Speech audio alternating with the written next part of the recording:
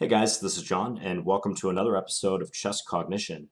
This is a game that I played in 2012 against National Master Jason Drake. Note that we are looking at it from White's point of view, so my opponent's side of the board.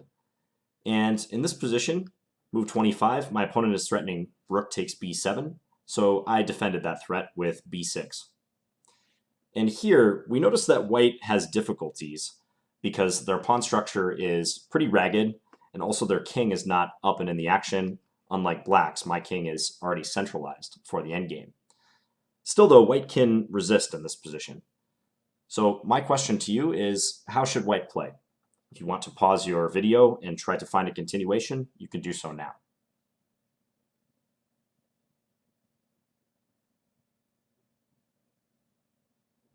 Okay, so the number one rule of Rook endgames is Rook activity. That's a mantra that you want to drill into your head. It's the most important thing to know about Rook endings. If you try to play a Rook ending where your remaining Rook is not active, you're going to have a bad time, and you're probably not going to be winning too many games or saving too many worse positions. So White must come to grips with the fact here that their d-pawn is probably going to be lost. It's in the open. Black has their king and their rook ready to attack it. King d6 or rook e5 or possibly both moves are coming very quickly. White must look for opportunities for counterplay. And to do that, we're going to have to send this white rook somewhere useful. So in the game, my opponent played the excellent move, rook to b4. Activating the rook up the board and looking to swing it over to f4 or possibly h4 to attack these black kingside pawns. White is outnumbered on the queen side. You notice that they have a and d pawns to my a, b, and c pawn. And since that pawn is weak and likely to be lost, White cannot hope to save this game by mounting some defense on that wing. They have to abandon that side of the board and look to distract me elsewhere. So if you chose a move like rook d1, you probably need to work on your rook endings a little bit because rook d1 is far too passive in a position like this. After something like king d6, let's say White moves the king closer, rook e5, you're going to lose that pawn anyways, and you certainly can't trade rooks after Black takes. So rook b4 is the best move. Similarly, you might have thought about rook g1, which looks to do something along the same lines, so try to get the rook into g7. I think this move isn't quite as good as rook b4, but it has the same idea, so I would give you credit for it.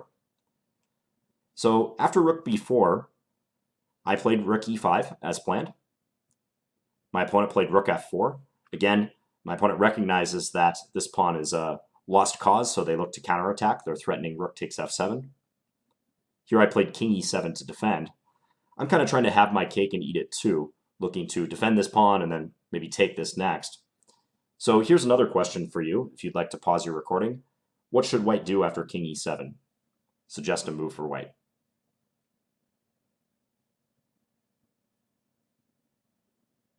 All right, so once again, passive defense is bad for White. Rook d4, too defensive. If they try to guard this pawn, Black will play king d6, and I'm going to win that pawn. It's inevitable. So my opponent, who, as you might have seen, I wrote up there, he told me after the game he spent a lot of time studying rook endgames, and I got to give him credit because he fought back from a pretty tough situation, and his knowledge really showed itself. So here, National Master Drake played rook c4. Excellent move. Very much along the same lines as rook f4 a moment ago. So looking to harass, kind of engaging in guerrilla warfare versus strict defense, because he recognizes that defense will not work. He needs to counterattack. So rook c4 hitting the pawn. Here I brought my king back to d7. I could play rook takes d5, and then after rook takes c7, rook d7, try to squeeze out a win here, because White's pawns are doubled on the f-file, so they're kind of discounted. But after rook c6, I think Black will have trouble winning this game, especially if White puts up good defense. White can look to bring up their king and try to resist. So after rook c4, I did play king to d7, repeating the position.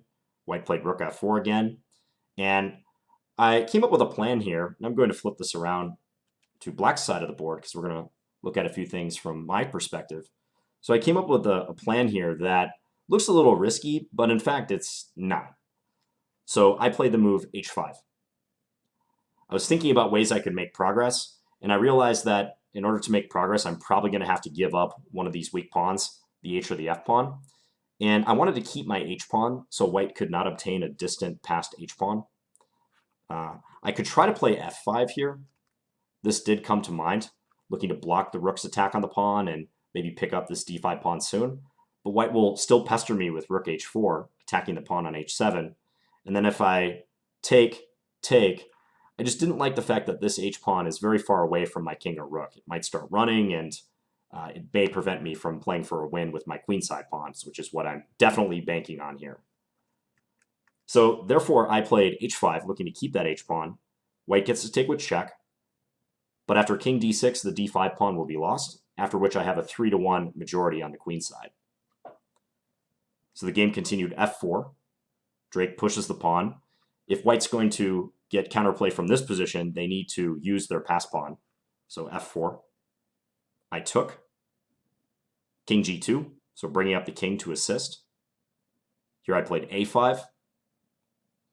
My opponent played rook h7. Getting behind the h-pawn, I think they wanted to limit my rook a bit. Maybe rook d4 was on the agenda for black, looking to attack a4, and now I'll think twice about that move because they would win my h5 pawn. So here I played, well, actually, I'm going to ask you what I played. I was about to go forward, but I think this is a good moment to try to ask the audience what you would do. So white has just played rook h7, and if you were in my shoes, what would you do now as black?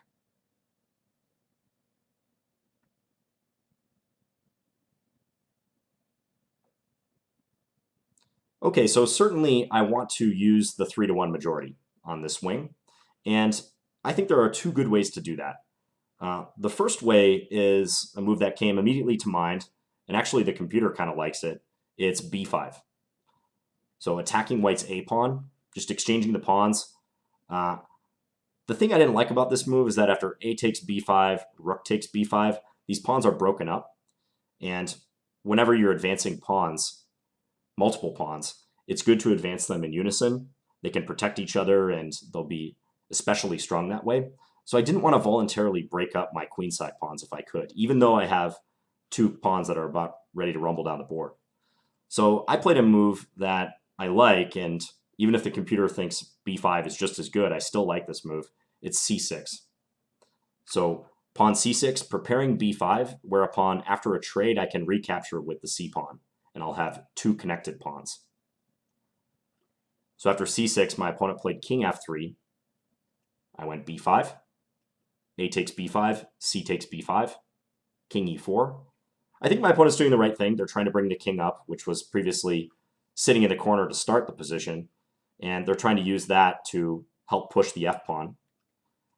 But my connected pawns on the queen side are too strong. So here I played b4. My opponent gave a check. Probably not the best move because it actually pushes my king up to assist in the advance of these pawns. Here white played rook a6, attacking the a-pawn. I went king to c4, and the rook is now helping to defend along the 5th rank. White played f5. I played b3. And here white played rook b6, trying to stop my b-pawn. And this will be the final question for this video. How do you think black should play now? If you'd like to pause your video and try to find the strongest move for black, you can do so.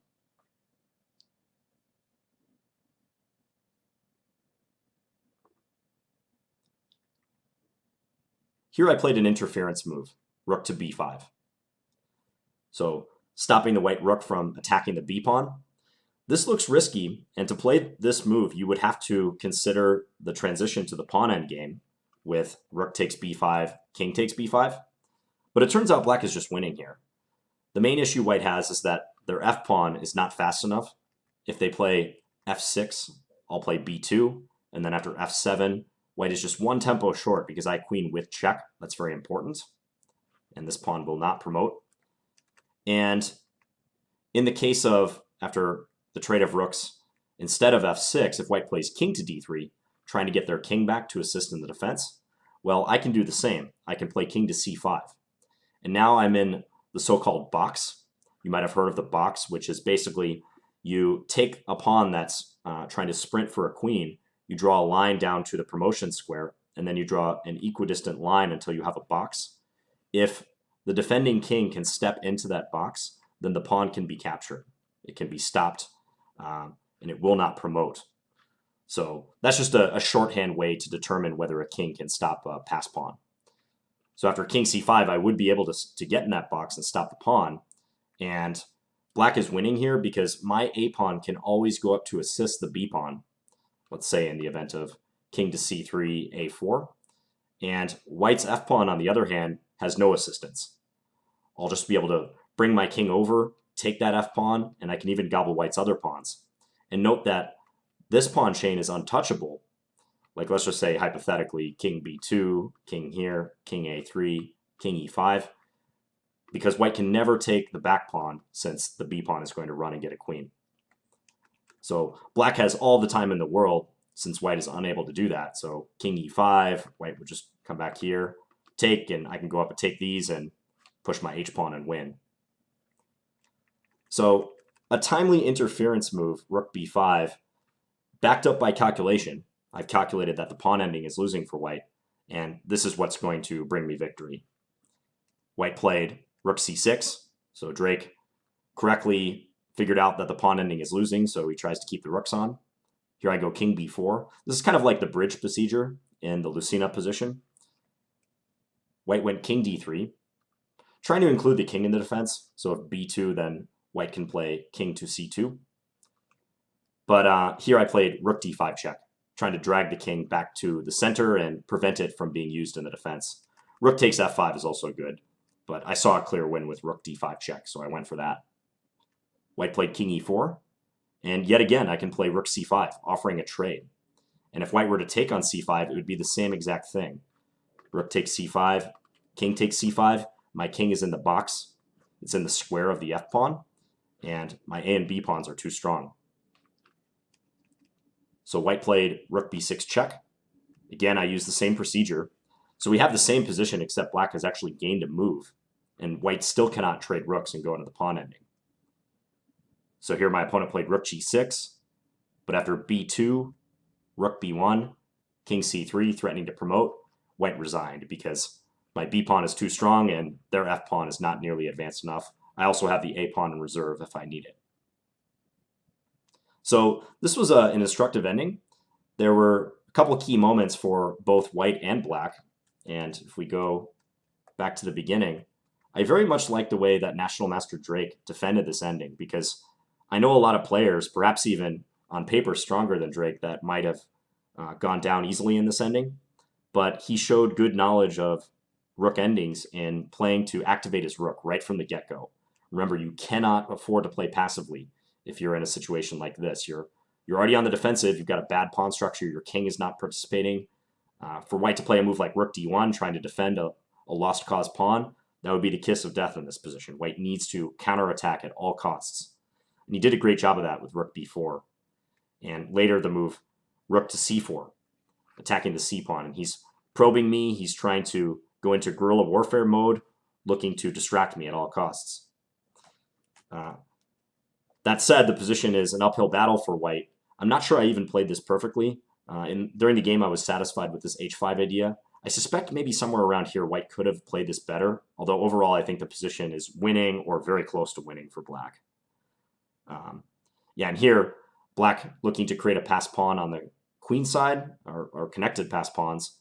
I played the move c6, looking to play b5, and b5 also was strong, but preferred that one. And getting the two pawns marching in unison. And the final piece of the puzzle was understanding and calculating that the transition to the pawn ending would be winning for black. Hence why I can play this interference move with no fear of white's passed f-pawn. So many rook endgame themes at play here. Active defense, creation of pass pawns. The kings were also being utilized for both sides. So hope you guys picked up a thing or two from this one. Thank you guys for watching. I'll be back soon with another episode of Chess Cognition. Talk to you guys later. Bye.